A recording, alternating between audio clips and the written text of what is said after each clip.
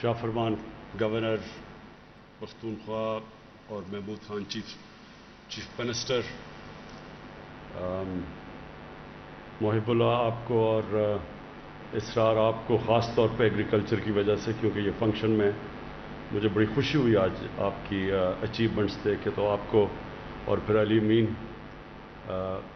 آپ کو میں خاص طور پہ اس لیے کہ میں نے دیکھا کہ اپنے سارے دوستوں کو آج آپ نے یہاں بٹھایا ہوا ہے جو آپ کی تعلیم میں اور جمشید چیمہ آپ نے جس طرح بڑی تفصیل میں بہت زیادہ انفارمیشن بڑے تھوڑے وقت میں آپ نے لوگوں کو دی، تو میں سب سے پہلے علی امین کی بات سے شروع کرنا چاہتا ہوں۔ دیکھیں، میں جب مدینہ کی ریاست کی بات کرتا ہوں تو میں ان لوگوں کی طرح نہیں ہوں جو استعمال کرتے ہیں اسلام کو ذاتی مفادات کے لیے، ووٹ لینے کے لیے۔ یہ میرا ایمان کا حصہ ہے۔ میں تاریخ کا طالب علم ہوں،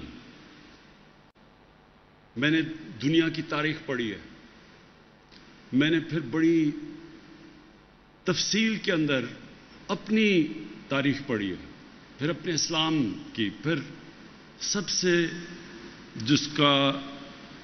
جس کا میرے اوپر سب سے زیادہ اثر پڑا اپنے نبی صلی اللہ علیہ وسلم کی زندگی کی بڑی تفصیل میں پڑھی ہے۔ تو میں جب یہ مدینہ کی ریاست کی بات کرتا ہوں وہ اس لیے کہ یہ ایک دنیا کی تاریخ میں بہت بڑا انقلاب آیا تھا، اس سے بڑا کبھی انقلاب نہیں آیا، اور ہمارے نبی واحد پیغمبر تھے جن کی ساری زندگی تاریخ کا حصہ ہیں۔ ساری دنیا کی جو تاریخ ہے اس میں وہ فینومینا ہے جب وہ آئے اور وہ جب گئے دنیا سے، اور وہ پھر کیسے وہ لوگ جن کی حیثیت ہی کوئی نہیں تھی، عربوں کی کوئی حیثیت نہیں تھی، 2 سپر پاورز تھی اس وقت کی، کیسے وہ جن کی حیثیت ہی کچھ نہیں تھی چند سالوں کے اندر دنیا کی امامت کرنی شروع کر دی۔ یہ تاریخ کا حصہ ہے۔ آپ سٹوڈنٹس بیٹھے ہیں، اس کو سمجھیں۔ ہم صرف جمعے کے خطبے پہ جا کے سن کے آ جاتے ہیں باہر، ہماری زندگی میں دین کا ہماری زندگی پہ کوئی اثر نہیں ہوتا، اس لیے ہمارے حالات برے ہیں۔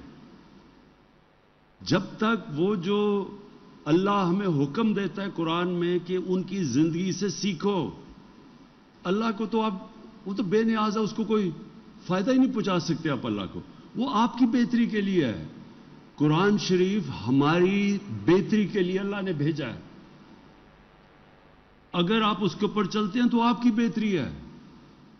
اور جب آپ نبی صلی اللہ علیہ وسلم کی سنت پہ چلتے ہیں، ان کی شریعت پہ چلتے ہیں، تو آپ ایک چھوٹا آدمی ایک بڑا آدمی بن جاتا ہے۔ تو وہ جو قرآن میں جو نماز ہم پڑھتے ہیں کہ اللہ ان کے راستے پہ لگا جو نعمتیں بخشی، وہ آپ 5 وقت مانگتے ہیں، وہ سب سے زیادہ نعمتیں تو انہوں نے اپنے حبیب کو بخشی، تو ان کے راستے پہ بتا رہے ہیں آپ ہر روز نماز میں ان کا راستہ مانگتے ہیں۔ تو جب علی امین نے یہ بات کی کہ ہمیں خوددار قوم بننا چاہیے، یہ لا الہ الا اللہ ایک انسان کو غیرت دیتا ہے۔ جب آپ اللہ کے سوا کسی کے سامنے جھکتے ہی نہیں ہیں، ایک چھوٹا سا انسان غیرت مند ہو جاتا ہے۔ پیسے والے آدمی جو کسی کے سامنے جھکتا ہے اس کی کوئی عزت نہیں ہے۔ ایک مزدور بھی جب غیرت مند ہوتا ہے تو لوگ اس کی عزت کرتے ہیں۔ اور پھر جب یہ جو انقلاب آیا تھا اتنا بڑا، جو یہ مدینہ کا انقلاب آیا تھا، اس کی 2 چیزیں تھیں، اس کی بنیاد 2 جگہ پہ رکھی گئی تھی۔ ایک تو انہوں نے انسانوں کو آزاد کر دیا، ایک سسٹم دیا، ایک عدل اور انصاف کا نظام لیا۔ انصاف انسان کو آزاد کر دیتا ہے۔ جس معاشرے میں جو حضرت علی کا قول ہے نا، ظلم کا کفر کا نظام چل جائے گا لیکن ظلم کا نظام نہیں چل سکتا۔ ناانصافی کا نظام اس لیے نہیں چل سکتا کہ جو پاکستان میں ہے کہ بڑے بڑے مافیا بیٹھے ہوئے ہیں، قانون کے اوپر ہیں، قانون کی بالادستی قائم نہیں ہونے دیتے، کیونکہ وہ فائدہ اٹھا رہے ہیں کرپٹ سسٹم سے. تو وہ جب تک وہ یہ بڑا بڑا مافیا بیٹھا ہوا ہے اور کہتا کہ ہمیں این آر او دے دو اور باقی غریبوں کو پکڑو, وہ ملک آگے نہیں بڑھ سکتا. تو ہمارے نبی صلی اللہ علیہ وسلم نے سب سے پہلے مدینہ میں انصاف قائم کیا کہ میری بیٹی بھی اگر جرم کرے گی تو اس کو سزا ملے گی. اور تمہارے سے پہلے بڑی قومیں تباہ ہوئیں جدھر قانون نہیں تھا, جدھر انصاف نہیں تھا, جدھر طاقتور کے لیے اور کمزور کے لیے دوسرا. اور دوسری چیز تھی, انہوں نے انسانوں کے کیریکٹر کو اٹھایا, کیریکٹر بلڈنگ کی نیشن کی.